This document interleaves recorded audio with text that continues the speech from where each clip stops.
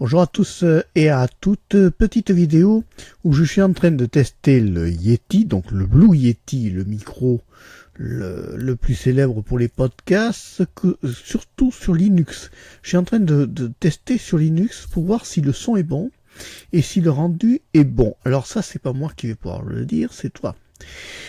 Donc, il est vrai que nous savons que le Blue Yeti est un excellent micro de bonne qualité, mais qu'est-ce qui vaut sous Linux?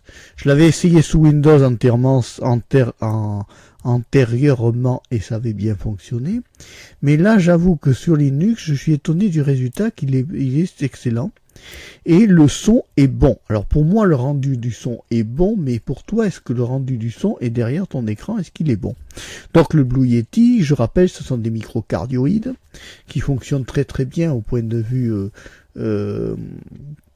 fonctionnement général. Hein. Ce sont des très très bons micros, de très bonne qualité.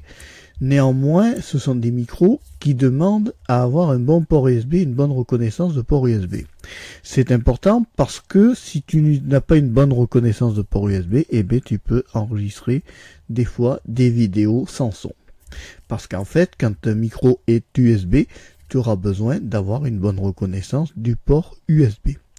C'est aussi simple que ça. Par contre, l'avantage du Blue Yeti, c'est qu'il va te rendre un son beaucoup plus chaud, beaucoup plus agréable qu'un autre micro qui sera, par exemple, le micro cravate, qui lui sera en mono. Lui, le Blue Yeti, il est en stéréo et il est cardioïde, donc il donne un excellent son de bonne qualité. Alors, tu vois, sous Linux, on peut enregistrer des vidéos avec Cheese, par exemple. Je prends l'application Cheese, j'ai branché mon Blue Yeti sur le port USB de mon vieux PC qui est un Dell Optiplay 3010 et voilà le résultat de la vidéo avec le son pris par le Blue Yeti et non par la webcam, tu vois, et ça donne ça donne ce son là et ça donne cette qualité sonore là. Alors c'est vrai que c'est important, le son c'est 95% de la vidéo et c'est important d'avoir un bon rendu et d'avoir surtout un bon micro. Alors après, c'est aléatoire quand on est sur du système portable, c'est-à-dire téléphone portable, qui sont des tout petits micros. Le son peut des fois être brouillé par du vent. Tu regarderas dans certaines de mes vidéos, il y a du son qui est brouillé par du vent. Alors ça, j'en suis complètement non responsable parce que des fois, t'as pas l'impression que tu as du vent et le micro prend le vent quand même. C'est un peu l'effet coquin du micro. Et c'est vrai que bon, quand on utilise des micros à l'intérieur de la maison, autant prendre un bon micro de base comme celui-là, cardioïde et tout ça, parce que ça nous donne un meilleur rendu sonore, c'est bon pour les podcasts, c'est bon pour l'audio, c'est bon pour la vidéo, c'est bon pour tout ce que tu veux enregistrer comme son. Hein.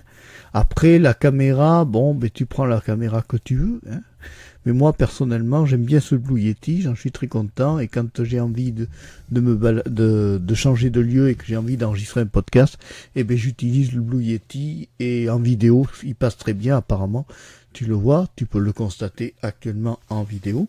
Et c'est justement là l'intérêt du Blue Yeti, c'est qu'on a un excellent micro d'enregistrement et d'ambiance aussi. Alors attention avec les micros d'ambiance parce que tu vas te retrouver dans la situation où si tu fais une vidéo et que par exemple ta sœur ou ton frère ou ton père ou ta mère fait du bruit autour, eh bien le micro va prendre le bruit ambiant. Par contre, quand tu as un micro qui est à direction unique, c'est-à-dire qu'il y a des micros qui ne prennent par exemple que cette partie-là en haut, ici, et pas ici derrière. Il y en a d'autres qui vont prendre tout l'ensemble du côté. Il a plusieurs programmes, le Blue Yeti. Je l'avais déjà présenté sur ma chaîne YouTube, tu iras voir la vidéo où je parle du Blue Yeti. Voilà, donc tu vois, ce sont des petites vidéos de tests comme ça que j'aime bien faire. Là, je teste sous la Linux Mint. C'est laquelle version déjà que j'ai mis de Linux Mint? On va ouvrir un petit terminal que tu ne verras pas. On va taper UNEM espace -A pour avoir la version du noyau et je découvre que le noyau que j'ai actuellement c'est un 4.15.0.60 sur une base d'Ubuntu. Alors c'est vrai que la Linux Mint est basée sur la Ubuntu, mais c'est pas grave, on s'en remettra très bien.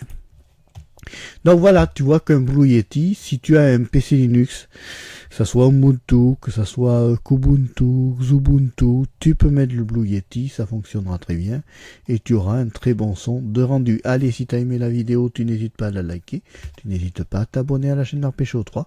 Je te dis au revoir, à bientôt, et merci d'avoir suivi la vidéo jusqu'au bout, bye bye.